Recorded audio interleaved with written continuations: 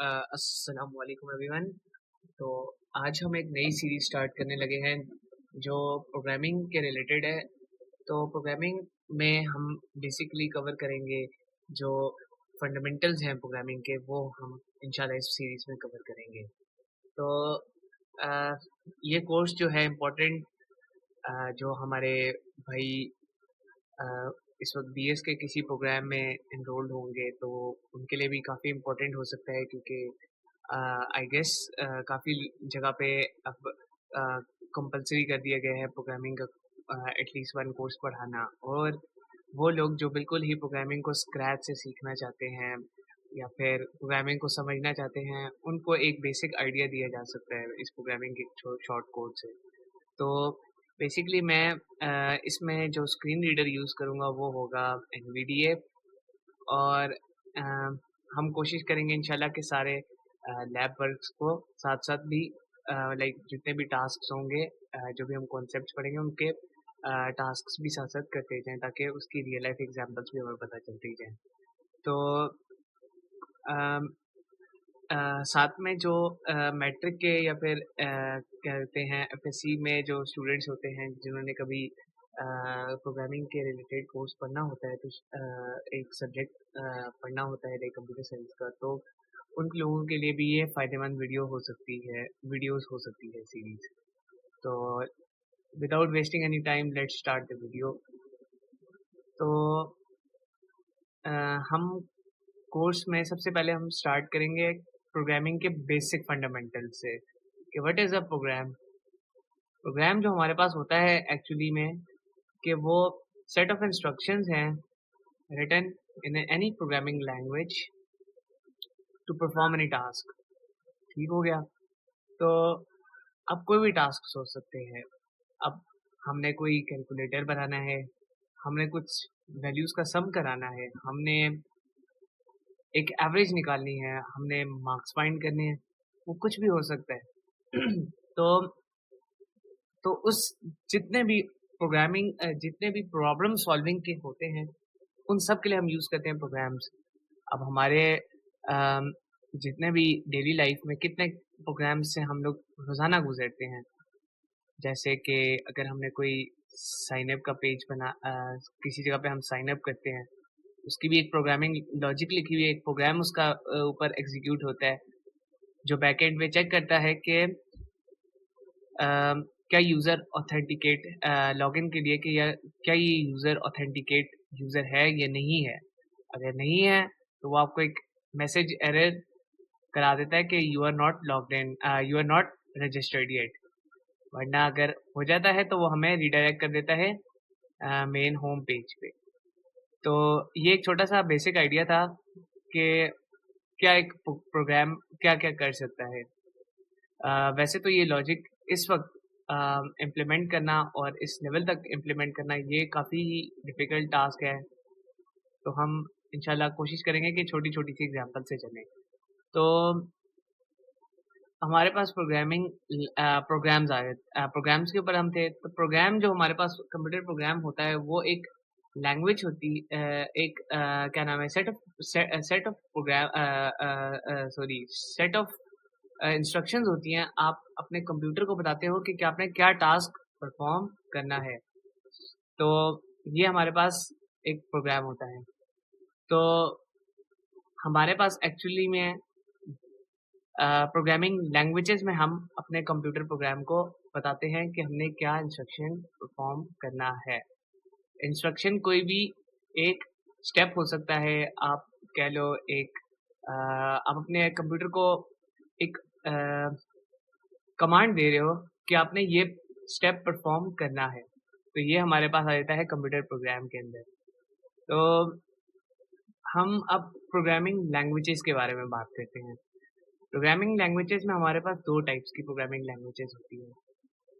एक हमारे पास होती है क्या गया, एक हमारे पास लैंग्वेज होती है लो लेवल लैंग्वेज, और एक होती है हाई लेवल लैंग्वेज। जो हमारे पास लो लेवल लैंग्वेज होती है, उसमें हमारे पास वो ऐसी लैंग्वेज होती है जो हमारे कंप्यूटर हार्डवेयर के साथ डायरेक्टली इंटरैक्ट करती है। उसमें कोई ऐसा बीच का थर्ड पार्ट ये नहीं कह सकते, कुछ मिडल वेयर नहीं इसके अंदर बीच में होता कि जो इंटरैक्ट करवाए।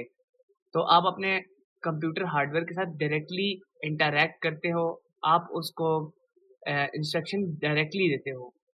असल में जो हमारा कंप्यूटर होता है वो ज़ीरोज़ एंड वन्स की लैंग्वेज को समझता है। तो अगर हमने उसको समझाना है तो हमें उसको बाइनरी फॉर्म में समझाना पड़ेगा, जिसको हम बोलते हैं मशीन लैंग्वेज। मशीन लैंग्वेज में ये होता है कि हम जितनी भी इंस्ट्रक्शंस लिखते हैं वो सारी ज़ीरोज़ एंड वन्स में होती है। अब ज़ीरोज़ एंड वन्स में बाइनरी फॉर्म, अगर किसी ने बाइनरी लैंग्वेज पढ़ी हो तो बाइनरी में हमारे पास होते हैं ज़ीरोज़ एंड वन्स। अब ज़ीरोज़ एंड वन्स में ज़ीरो जो होता है वो ऑफ बिट होती है और वन का मतलब ऑन बिट होती है। लेट्स से अगर मैंने लिखना हो 4 तो वो मेरे पास बाइनरी में बनेगा 100, और अगर मैंने 5 लिखना हो तो वो बनेगा 101। तो ये हमारे पास बाइनरी फॉर्म होती है। तो इस लैंग्वेज का जो सबसे बड़ा हमारे पास होता है कि एक दफ़ा आप हर प्रोग्राम जो फिर इसमें डिज़ाइन होता है वो फिर मशीन डिपेंडेंट हो जाता है, क्योंकि हर आर्किटेक्चर डिफरेंट होता है। तो आर्किटेक्चर के डिफरेंस की वजह से ये लैंग्वेज हमारे पास मशीन डिपेंडेंट हो जाती है। फिर एक हमारे पास आती है असेंबली लैंग्वेज। अब असेंबली लैंग्वेज इंट्रोड्यूस हुई थी अर्ली 1960s या 70 आई गेस 60s में इंट्रोड्यूस हुई थी। तो इसमें हमारे पास मशीन लैंग्वेज के बजाय मेमोनिक्स यूज़ होते हैं, जिनको हम यूज़ कर सकते हैं to interact with the computer. अब होता ये भी लो लेवल लैंग्वेज की तरह ही है, बट ये है कि इसमें हम रजिस्टर्स के साथ यूज़ करके मूवमेंट कराते हैं। तो रजिस्टर्स जो होते हैं वो हमारे पास डिफरेंट टाइप्स के होते हैं, और मैं इतनी डेप्थ में नहीं जाना चाहता क्योंकि असेंबली लैंग्वेज बहुत ही टफ और बहुत ही ट्रिकी टाइप की लैंग्वेज है। तो हम मशीन लैंग्वेज का सिर्फ हम असेंबली लैंग्वेज को ये पढ़ लेते हैं कि जो हमारे पास असेंबली लैंग्वेज होती है वो हमारे पास बेसिकली मोमानिक्स के ऊपर बेस्ड होती है। मोमानिक्स हमारे पास कुछ एब्रिविएशंस होते हैं जो यूजर्स ने लाइक प्रोग्रामर्स ने कुछ कंबाइन करके ज़ीरोज़ एंड वन्स की बजाय कुछ उनके कीवर्ड्स असाइन कर दिए हैं जो वो टास्क परफॉर्म कर सकते हैं। तो ये थोड़ी सी इस तरह से ट्रिकी हो जाती है कि अगर आपने एक चीज़ का सम लेना है तो पहले आपको उसकी मेन लॉजिक लिखनी होगी, फिर उसके बाद उसके रजिस्टर्स में मूवमेंट करनी होगी वेरिएबल्स की, फिर उसके बाद उसके एक-एक करके सम करना पड़ेगा। यानी कि अगर जो आप 2 लाइन्स में काम कर सकते हो वो आपको 6 या 8 लाइनों में करना पड़ जाता है। तो ये बहुत लेंथी काम है। तो फ़िलहाल हमारा इससे वास्ता नहीं है। तो नेक्स्ट हमारे पास आ जाती है high level languages. High level languages वो लैंग्वेजेस हैं जिसमें हमारे पास एक कंपाइलर या इंटरप्रेटर नाम की चीज़ दरमियान में आ जाती है, जो काम करती है हमारे पास जो हाई लेवल लैंग्वेज का कोड होता है हमारे पास, उसको वो कन्वर्ट कर देती है लो लेवल लैंग्वेज में, क्योंकि हमारा कंप्यूटर जो है वो अंडरस्टैंड तो ज़ीरोज़ एंड वन्स ही करता है। जब वो ज़ीरोज़ एंड वन्स ही अंडरस्टैंड करेगा तो हमें उसको किसी न किसी तरीके से ट्रांसलेट तो कराना है। तो इसीलिए हम बीच में ले आते हैं कंपाइलर और इंटरप्रेटर को।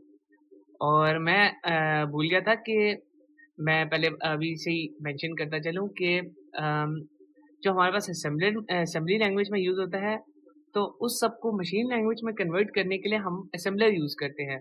अब वो असेंबलर जो है सेम काम कंपाइलर के लिए करता है, बट ये है कि वो फॉर असेंबली लैंग्वेज करता है। अब हाई लेवल लैंग्वेज में हमारे पास यूज़ होते हैं कंपाइलर्स और इंटरप्रेटर्स। तो कंपाइलर्स और इंटरप्रेटर्स में हम डिफरेंस आगे जाके पढ़ेंगे, बट ये है कि जो फेमस हमारे पास प्रोग्राम आजकल की यूज़ में जो लैंग्वेजेस यूज़ हो रही हैं वो हाई लेवल लैंग्वेजेस ज़्यादातर में कोड होता है।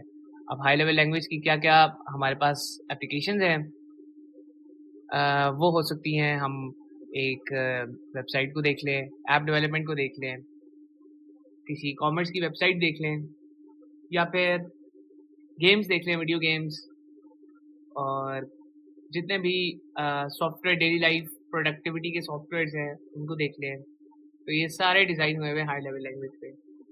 लो लेवल लैंग्वेज पे जो हमारे पास ऐप्स डिज़ाइन हुए होते हैं वो डायरेक्टली ऑपरेटिंग सिस्टम्स होते हैं जो ज़्यादातर मशीन के ऊपर डिपेंडेंट होते हैं। और अगर आपने मेमोरी मैनेजमेंट के ऊपर काम करना है और आपने मेमोरी को देखना है कि कितनी मेमोरी एलोकेट हो रही है, तो उसका काम करने के लिए आपको लो लेवल लैंग्वेज का सहारा लेना पड़ेगा। तो हाई लेवल लैंग्वेज होगी हमारे पास। तो हाई लेवल लैंग्वेजेस में हमारे पास आगे जो बेसिक पॉपुलर लैंग्वेजेस यूज़ होती हैं वो सी प्लस प्लस है, जावा है, पाइथन। और Python is full programming language तो नहीं कह सकते, बट ये है कि स्क्रिप्टिंग लैंग्वेज है, तो इसलिए हम उसको भी काउंट कर ही लेते हैं। तो सी शार्प होगी, सी लैंग्वेज होगी, और अ, ये कुछ हमारे पास एग्जांपल्स हैं हाई लेवल लैंग्वेजेस के। तो जो हम इस कोर्स में कवर करने जाएंगे लैंग्वेज वो होगी सी प्लस प्लस, क्योंकि ज़्यादातर प्रोग्रामिंग के जितने भी कोर्सेज आते हैं उनमें सी प्लस प्लस ही कवर की कराई जाती है। अगर हमने पाइथन की तरफ भी जाना हो, पाइथन और जावा बेसिकली सिंटैक्स का कुछ थोड़ा बहुत डिफरेंस नहीं होता, बट डिफरेंस आता है, सॉरी। बट ये है कि जो मेन लॉजिक है वो सेम रहती है हर लैंग्वेज के अंदर। तो अम, हम जो इस कोर्स में फॉलो करेंगे वो सी प्लस प्लस होगी। तो अम, मैं एक इसका भी बताते चलता हूँ कि कंपाइलर और इंटरप्रेटर में डिफरेंस क्या होता है। जो कंपाइलर होता है हमारे पास, वो हमारे सोर्स प्रोग्राम को इनटू एन ऑब्जेक्ट प्रोग्राम में एक साथ ही पूरा कन्वर्ट कर देता है। अब सोर्स प्रोग्राम हमारे पास हो सकता है एक हाई लेवल लैंग्वेज का प्रोग्राम, और ऑब्जेक्ट प्रोग्राम हमारे पास ऑब्जेक्ट जो प्रोग्राम हो सकता है वो हमारे पास हो सकता है ज़ीरोज़ एंड वन्स, जो हमने लो लेवल लैंग्वेज के पढ़े थे। तो जो हमारे पास बेसिक सिंटैक्स होता है हाई लेवल लैंग्वेजेस का, वो काफ़ी हद तक सिमिलर होता है हमारी इंग्लिश लैंग्वेज ग्रामर से। जैसे कि इफ, एल्स, स्विच, ब्रेक और केस और डिफ़ॉल्ट, ऐसे ही वर्ड्स यूज़ हो रहे होते हैं जो हमारे डेली लाइफ में यूज़ हो रहे होते हैं। तो इस लिहाज से ज़्यादातर हम यूज़ जो करते हैं वो हाई लेवल लैंग्वेज को ही प्रेफर करते हैं आजकल के टास्क के लिए। तो अ, मैं अभी थोड़ा बहुत सी प्लस प्लस की तरफ भी आ जाता हूँ, क्योंकि हमने काम जो करना है वो सी प्लस प्लस में करना है। तो बेसिकली सी प्लस प्लस जो है हमारी, वो लैंग्वेज डिज़ाइन हुई थी इन अर्ली 1980s बाय बेजेरिन स्ट्राउस्ट्रप, और उनका ये थीसिस था जिसमें उन्होंने ये लैंग्वेज इंट्रोड्यूस कराई थी, which is better version of C language. तो सी लैंग्वेज अगर किसी ने फेमिलराइज हो तो उसमें हमारे पास काफ़ी ज़्यादा like memory low level language type के ही कुछ हद तक मेमोनिक्स टाइप्स होते हैं उसके अंदर, और काफ़ी डिफरेंट साइंस होते हैं। तो उस सब के बचने के लिए उसने एक ज़्यादा लैंग्वेज इंट्रोड्यूस कराई जो ज़्यादा बेटर थी, जिसमें ऑब्जेक्ट ओरिएंटेड प्रोग्रामिंग का कॉन्सेप्ट यूज़ हो चुका था। तो इस तरह की लैंग्वेज में हमारे पास आ जाता है सी प्लस प्लस। और सी प्लस प्लस में हमारे पास एक ये अच्छी खास बात है कि सी प्लस प्लस में बहुत सी गेम्स, जैसे कि अगर कोई फेमिलराइज हो G T A Vice City या फिर जी टी ए 5, इस तरह की गेम्स जितनी भी थी वो डिज़ाइन हुई हुई हैं सी प्लस प्लस के ऊपर। तो सी प्लस प्लस में काफ़ी गेम्स और काफ़ी सॉफ्टवेयर्स हैं जो बहुत पॉपुलर सॉफ्टवेयर हैं, वो सारे डिज़ाइन हुए हुए हैं। तो हम आगे चलते हैं और सी प्लस प्लस के बारे में काफ़ी हद तक और कॉन्सेप्ट्स को पढ़ते हैं। तो हमारे पास सी प्लस प्लस में हम लैंग्वेजेस की स्टार्ट करेंगे कि हम कैसे कोडिंग करना स्टार्ट कर सकते हैं। सबसे पहले हमें कोडिंग करने से पहले हमें थोड़ा बहुत लैंग्वेज के बारे में पता होना चाहिए कि सिंटैक्स क्या होता है, सिमेंटिक क्या होता है और एरर्स किस टाइप के आ सकते हैं आपके कोड में, और कुछ हद तक हमें सी प्लस प्लस के कोड का स्ट्रक्चर पता होना चाहिए, जो अभी तक सेंस नहीं बनाएगा, बट ये है कि आगे जाके जब आपको 3-4 मेरी वीडियोस अपलोड हो जाएंगी तो काफ़ी हद तक आइडिया हो जाएगा। तो फिर उसके बाद हम आगे चलेंगे वेरिएबल डिक्लेरेशन, फिर हम कुछ प्रोग्राम्स लिखेंगे, फिर रूल्स। हम वेरिएबल के बारे में जब पढ़ना स्टार्ट करेंगे तो फिर हम उसी के अंदर कुछ रूल्स के बारे में पढ़ेंगे, और फिर उसके बाद हम आगे अपनी सीरीज़ को आगे बढ़ाएंगे विद ऑपरेटर्स एंड ऑपरेंड्स के बारे में पढ़ेंगे, कुछ एक्सप्रेशंस के बारे में पढ़ेंगे, कुछ हम statements, if statements, conditional statements जो होती हैं हमारी, उनके बारे में पढ़ेंगे, लूप्स के बारे में पढ़ेंगे, फंक्शंस के बारे में पढ़ेंगे, अरेज के बारे में पढ़ेंगे। तो ये काफ़ी चीज़ें हैं जो हमने इस इंशाल्लाह सीरीज़ में कवर करेंगे। तो मैं आज के लिए सिर्फ एक टॉपिक और एक्सप्लेन कर देता हूँ कि एरर्स और सिंटैक्स क्या होता है हमारे पास। सिंटैक्स जो हमारे पास